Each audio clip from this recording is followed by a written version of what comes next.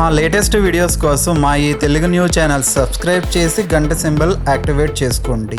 ఇలాంటి 4 ఇళ్లకు లక్ష్మీదేవి అస్సలు రాదు. వీరు ఎప్పుడూ పేదరికం అనుభవిస్తారు అని శాస్త్రాలు చెప్తూ ఉన్నాయి. లక్ష్మీదేవి అంటే సాక్షాత్తు ధనానికి అధిపతి. ఎవరికి ఐశ్వర్యం సిద్ధించాలన్నా ఆమె అనుగ్రహంతోనే జరుగుతుందని నమ్మకం. అందుకే అందరూ వివిధ రూపాల్లో ఉన్న లక్ష్మీదేవి పటాలు, బొమ్మలను పూజిస్తారు. లక్ష్మీదేవి సకల సంపదలకు ఆదిదేవత. ఆ తల్లి అనుగ్రహం ఉంటే చాలు అన్నీ లభిస్తాయంటారు మన పెద్దలు.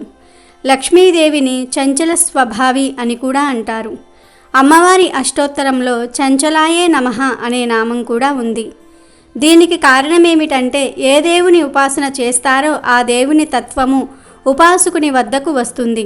దాని అనుసారంగా లక్షణాలు కనబడుతూ ఉంటాయి. శ్రీలక్ష్మి ఉపాసన చేసినచో ధనప్రాప్తి కలుగుతుంది. ఈ ఉపాసన తగ్గించినచో అహం జాగృతమై ఆ దేవత తత్వము ఉపాసకుణ్ణి వదిలి వెళ్ళుతుంది. అప్పుడు సొంత తప్పును ఒప్పుకోక మనుషులు లక్ష్మి చంచలమైనదని అంటూ ఉంటారు. కానీ ఇక్కడ గుర్తుంచుకోవలసిన విషయం ఏమిటంటే నిజంగా లక్ష్మీదేవి చంచలమైనట్లయితే తను శ్రీ మహావిష్ణువు చరణాలను ఎప్పుడో వదిలేసి ఉండేది. కాబట్టి లక్ష్మీదేవి చంచలమైనది కాదు, మన భక్తి చంచలమైనది అనే విషయాన్ని అందరూ తెలుసుకోవాలి. ఈ రోజుల్లో డబ్బు లేనిదే ఏ పని జరగదు. కొంతమంది దగ్గర విపరీతమైన డబ్బు ఉంటుంది, కొంతమంది దగ్గర అస్సలు డబ్బే నిలవదు. దీనికి కారణం ఏమై ఉంటుంది అనే విషయాన్ని మీరు ఎప్పుడైనా సరే ఆలోచించారా? ఎవరి మీద అయితే లక్ష్మీ కటాక్షం ఉంటుందో వారి దగ్గరే డబ్బు నిలిచి ఉంటుంది. మరి లక్ష్మీదేవి కటాక్షం పొందాలంటే ఏం చేయాలి అనే విషయానికి వస్తే లక్ష్మీదేవి కటాక్షం కోసం చాలామంది చాలా చెప్తూ ఉంటారు. ఇది చెయ్యండి, అది చెయ్యండి అని. కానీ అవేమీ అవసరం లేదు. ఇప్పుడు మనం చెప్పే కొన్ని విషయాలు ఫాలో అవ్వండి చాలు. ఫ్రెండ్స్, ఫస్ట్ అయితే ఈ వీడియోకి ఒక లైక్ కొట్టండి. మా ఛానల్ని సబ్స్క్రైబ్ చేసుకొని మాకు సపోర్ట్ చేయండి. ఇంట్లో ఉండే ఆడవాళ్ళు అంటే భార్య, చెల్లి, అమ్మ, నానమ్మ వీళ్లే కదా మన ఇంటిని జాగ్రత్తగా గడిపేది. అనవసర ఖర్చులు తగ్గించి డబ్బును పొదుపు చేస్తూ ఉండేది. వీళ్ళ వల్లే మన ఇల్లు నిత్యం సంతోషంగా ఉంటుంది. అందుకే ఇంట్లో ఉండే స్త్రీలను లక్ష్మీదేవితో పోలుస్తారు. కానీ అందరూ ఆడవారు ఒకేలాగా ఉండరు. కొంతమంది డిఫరెంట్గా ఉంటారు. డబ్బును దుబారాగా ఖర్చు చేస్తూ వాళ్ళ గురించి వీళ్ళ గురించి అనవసర కబుర్లు చెప్తూ కాలం గడిపేస్తూ ఉంటారు. వాళ్ళ దగ్గరకు లక్ష్మీదేవి అస్సలు రాదు. ఇలాంటి స్త్రీలు ఉండే ఇంటికి లక్ష్మీదేవి ఎప్పటికీ రాదనే విషయాన్ని గరుడ పురాణం కూడా చెప్తుంది. ఇక రెండవ విషయం ఏమిటంటే ఏ స్త్రీ అయితే చీపురును కాళ్ళతో తొక్కుతుందో అలాంటి స్త్రీ ఉన్న ఇంట్లోకి లక్ష్మీదేవి ఎప్పటికీ రాదు. చీపురు శనిదేవుడి ఆయుధం. అలాంటి చీపురును కాళ్ళతో తొక్కితే లక్ష్మీదేవి కాదు, దరిద్ర దేవత ఇంట్లోకి వస్తుంది. మన శాస్త్రాలలో ప్రతిదానికి ఒక ప్రత్యేక స్థానం ఇచ్చారు. చీపురుకు కూడా ప్రత్యేక స్థానం ఇచ్చారు. అందుకే చీపురుకు ఇవ్వాల్సిన గౌరవాన్ని చీపురుకు ఇవ్వాల్సిందే, లేదంటే కోరి కష్టాలు కొని తెచ్చుకున్నట్లు అవుతుంది. కాబట్టి చీపురును గౌరవించాల్సిన అవసరం ఎంతైనా ఉంది. కనుక లక్ష్మీదేవి మీ ఇంట్లో ఉండాలంటే చీపురును కాళ్ళతో తొక్కకండి. తొక్కితే లక్ష్మి మీ ఇంటికి రాదు. ఇక మూడవ విషయం ఏమిటంటే ఎవరైతే ఇంట్లో శుభ్రం పాటించారో వారి ఇంట్లో ఎప్పటికీ లక్ష్మీదేవి అడుగు పెట్టదు అని మన పురాణాలు చెప్తూ ఉన్నాయి. పెద్దలు కూడా చెప్తూనే ఉంటారు. ఎప్పటికప్పుడు ఇంటిని శుభ్రం చేసుకుని నీట్గా క్లీన్గా ఉంచుకోవాలి. అలాంటి వారి ఇంట్లోనే లక్ష్మీదేవి నిలిచి ఉంటుంది. ఇక 4వ అంశం చూద్దాం. కొంతమంది స్త్రీలు చేతికి వేసుకున్న గాజులు పొరపాటున పగిలితే ఆ గాజు ముక్కలను డస్ట్బిన్లో వేస్తూ ఉంటారు. కానీ అలా డస్ట్బిన్లో గాజులు వేస్తే నిత్యం పేదరికం అనుభవిస్తారు. లక్ష్మీదేవి మీ ఇంటికి రాదు అని పెద్దలు అంటూ ఉన్నారు.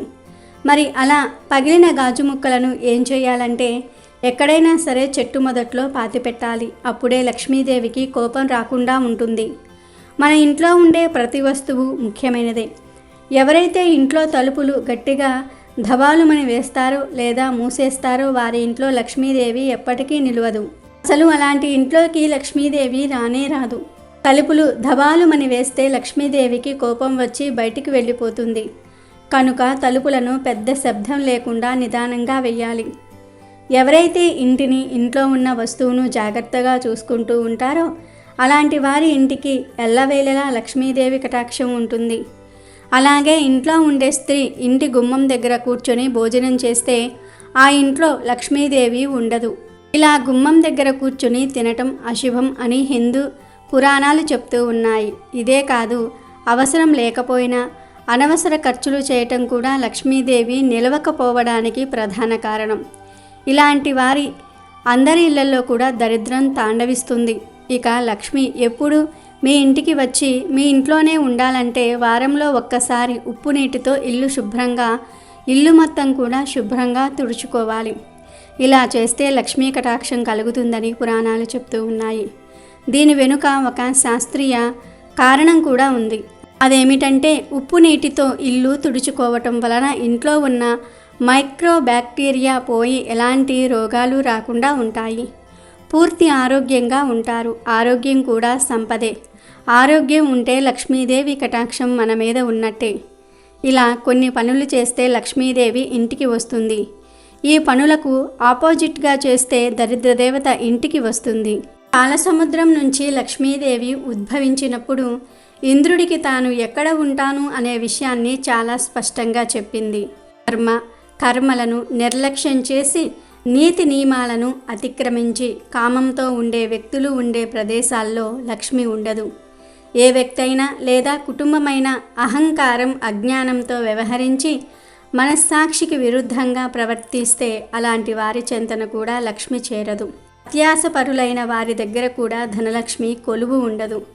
కర్మలన్నిటిల్లోనూ దురాశ చాలా పెద్దది. అన్ని పాపాలకు దురాశే మూలమని శాస్త్రాల్లో పేర్కొన్నారు. కనుక దురాశాపరుల దగ్గర కూడా తాను ఉండనని లక్ష్మీదేవి ఇంద్రుడికి చెప్పింది. హింసను ప్రేరేపించేవారు ఉండే ప్రదేశాల్లో, హింసాత్మక ప్రదేశాల్లోనూ లక్ష్మి ఉండడానికి అంగీకరించదు. మానవులపై, మూగ జీవులపై హింసకు పాల్పడేవారికి లక్ష్మి దూరంగా ఉంటుంది. అంతేకాదు అలాంటి వారికి కష్టాలను కలగజేస్తుంది. ఎక్కడ స్త్రీలు పూజింపబడతారో అక్కడ లక్ష్మి కొలువు తీరి ఉంటుంది. మహిళలను అవమానించటము, వారిని కించపరచడం, అలాగే స్త్రీలపై దౌర్జన్యాలకు పాల్పడటం వంటి పనులు చేసే వారి దగ్గర నుంచి లక్ష్మీదేవి దూరంగా వెళ్ళిపోతుంది. తమలోని లోటుపాట్లను సవరించుకుంటూ ఒకరినొకరు గౌరవించుకునే సభ్యులుండే కుటుంబంపై లక్ష్మీ కటాక్షం ఎల్లప్పుడూ ఉంటుంది. నేపథ్యాలతో సంబంధం లేకుండా వచ్చిన అతిథులను గౌరవించటం, అలాగే వచ్చిన అతిథులను ఖాళీ కడుపుతో కానీ ఒట్టి చేతులతో కానీ పంపని ఇల్లు పుణ్యక్షేత్రాలతో సమానం. అలాంటి ఇల్లు లక్ష్మీ నివాసమై ఉండటమే కాదు, ఆ కుటుంబాలు సిరి సంపదలతో తులతూగుతూ ఉంటాయి. ప్రేమానురాగాలతో అన్యోన్యంగా కాపురం చేసే భార్యాభర్తలు ఉండే ఇంటికి లక్ష్మీ ఆశీస్సులు సదా ఉంటాయి. అలా కాకుండా నిరంతరం పోట్లాడుకుంటూ కుటుంబ సభ్యులపై గౌరవం లేని జంటలు ఉండే ఇంటిని లక్ష్మి వదిలి వెళ్ళిపోతుంది. ఎక్కడ అహం ఉంటుందో, ఎక్కడ శుభ్రత భక్తి ఉండదో అక్కడ అమ్మవారు నిలువదు అనే విషయాన్ని ఇంద్రుడికి లక్ష్మీదేవి చాలా స్పష్టంగా చెప్పింది. కాబట్టి లక్ష్మి ఇంటికి రావాలంటే లక్ష్మీదేవికి నచ్చని పనులు చేయకూడదు. ఈ లక్షణాలు ఉన్న స్త్రీలు ఇంట్లో ఉంటే లక్ష్మీదేవి ఎప్పటికీ అడుగు పెట్టదు అని శాస్త్రం చెప్తోంది. ప్రతి స్త్రీ కూడా లక్ష్మీదేవి అనుగ్రహం కావాలని కోరుకుంటుంది. ఆడవారిని ఇంటికి శ్రీ మహాలక్ష్మిగా భావిస్తూ ఉంటారు. ఆ ఆడవారు చేసే కొన్ని పనుల వలన ఇంట్లోని లక్ష్మి పోయి ఇంట్లోకి దరిద్ర దేవత ప్రవేశిస్తుందని పండితులు అంటూ ఉన్నారు. ప్రతి వ్యక్తి సుఖ సంతోషాలు ఆయా ఇంటిని మెయింటైన్ చేసే, అలాగే అందరినీ జాగ్రత్తగా చూసుకునే బాధ్యత మహిళలపైనే ఉంటుందని ప్రాచీన కాలం నుండి మన భారతీయులు ఇంటి కూతురుని, కోడల్ని, భార్యను లక్ష్మీదేవిగా భావిస్తూ వస్తూ ఉన్నారు. పిల్ల అనుకుంటే ఒక ఇంటిని స్వర్గంగానూ మార్చగలదు, లేదా నరకంగానూ మార్చగలదు. శాస్త్రాల ప్రకారం ఆడవారు కొన్ని పనులు చేయకూడదు. కాదని చేస్తే ఆ ఇంటికి లక్ష్మీ కటాక్షం తగ్గిపోతుంది. అంతేకాదు ఈ తప్పులు చేసే స్త్రీ ఉన్న ఇంటికి లక్ష్మీదేవి రాదు, అడుగు కూడా పెట్టదు. ఈ లక్షణాలు ఉన్న స్త్రీ ఉంటే ఇంటిని లక్ష్మీదేవి అస్సలు ఇష్టపడదు. మొదటిగా, ఏ ఇంట్లోని ఆడపిల్ల అయితే కాలితో చీపురును తొక్కుతుందో లేదా తన్నుతుందో ఆ ఇంటికి లక్ష్మీదేవి రాదు. ఇంటిలోని ఆడపిల్ల చీపురును తొక్కటము, తన్నటం వంటి పనులు అస్సలు చేయకూడదు. దాని వలన దరిద్రదేవత ఇంట్లోకి వస్తుంది. దరిద్రదేవత ఉన్న చోట లక్ష్మీదేవి ఉండదు. చీపురును లక్ష్మీదేవిగా భావిస్తూ ఉంటారు కాబట్టి ఆడవారు ఎప్పుడూ కూడా చీపురును కాళ్ళతో తొక్కటము తన్నటం వంటి పనులు చేయకూడదు. అలాగే ఆడవారు కుక్కర్, కడాయి, అట్ల పేనం శుభ్రం చేయకుండా గ్యాస్ పొయ్యి మీద పెట్టి నిద్రించకూడదు. అలా అశుభ్రమైన పాత్రలను పొయ్యి మీద పెట్టి నిద్రించే స్త్రీ ఉన్న ఇంటికి ఎప్పటికీ లక్ష్మీదేవి రాదు. ఆ ఇంట్లో ఎప్పుడూ దుఃఖం ఏర్పడుతుంది. మహిళ అయితే కాలితో తలుపును తెరుస్తుందో మూస్తుందో అలాంటి స్త్రీ ఉండే ఇంట్లో కూడా లక్ష్మీదేవి ఉండదు. ఆ స్త్రీ వలనే ఆ ఇల్లు లక్ష్మీదేవి అనుగ్రహాన్ని కోల్పోతుంది. ఆడవారు తెలియక ఇప్పటి వరకు ఈ తప్పును చేస్తూ ఉంటే ఎక్కడైనా ఆ అలవాటును మానుకోండి. గుమ్మానికి ఎదురుగా కూర్చొని అన్నం తినే స్త్రీ ఉండే ఇంట్లో కూడా లక్ష్మీదేవి ఉండదు. అలాగే రాత్రి సమయంలో అంట్లు శుభ్రం చేయకుండా పడుకునే స్త్రీ ఇంట్లో కూడా లక్ష్మీదేవి ఉండదు, అస్సలు రాదు. రాత్రి సమయంలో ఆడవారు ఎట్టి పరిస్థితుల్లోనూ కూడా ఇంటిని శుభ్రం చేయవద్దు, చీపురుతో తుడవద్దు. ఏ మహిళ అయితే ఇంట్లో ఎప్పుడు పడుకునే ఉంటుందో ఆ ఇంట్లోకి లక్ష్మి రాదు. అంతేకాదు స్త్రీ అలా ఎప్పుడూ పడుకునే ఉంటే ఇంట్లో వారికి కీడు జరుగుతుంది. ఆడవారు ఉదయాన్నే లేచి వాకిలిని తుడిచి లక్ష్మీదేవిని ఆహ్వానిస్తూ ముగ్గు పెట్టాలి. అలా చేయటం వలన లక్ష్మీదేవి ఇంటికి వచ్చి శుభాలను కలగజేస్తుంది. లక్ష్మీదేవి కటాక్షం కోసం మహిళలు తప్పక ఆచరించాల్సిన నియమాలు ఇవి. లక్ష్మీదేవి కృప కలగాలని చాలామంది రకరకాల పూజలను చేస్తూ ఉంటారు. మనం ఎంత సంపాదిస్తూ ఉన్నా కూడా అది చేతిలో ఉండదు. అయితే ఇంట్లో లక్ష్మీదేవి ఎప్పటికీ ఉండాలని అనుకుంటూ ఉంటారు. ఇంట్లో ఎప్పుడూ లక్ష్మీదేవి ఉండాలంటే మాత్రం కొన్ని నియమాలు పాటించాల్సిందే. అవి ఖచ్చితంగా అమలు చేస్తేనే ధనలాభం కలుగుతుంది. చేతి నిండా డబ్బు ఉంటుంది, పట్టిందల్లా బంగారం అవుతుంది. డబ్బు కావాలని ఎవరికి మాత్రం ఉండదు. లక్ష్మీ కటాక్షం కోసం ఎదురు చూసేవాళ్ళు ఎంతోమంది ఉంటారు.